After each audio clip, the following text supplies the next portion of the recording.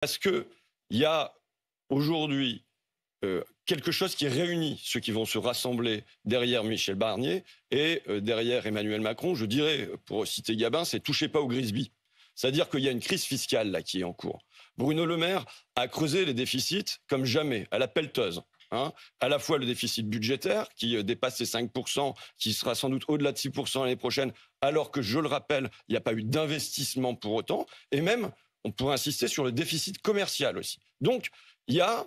Et j'appartenais, moi, avant la dissolution, à la commission d'enquête à l'Assemblée nationale sur la dette publique qui avait été lancée par les Républicains, parce que je considère que c'est une question importante.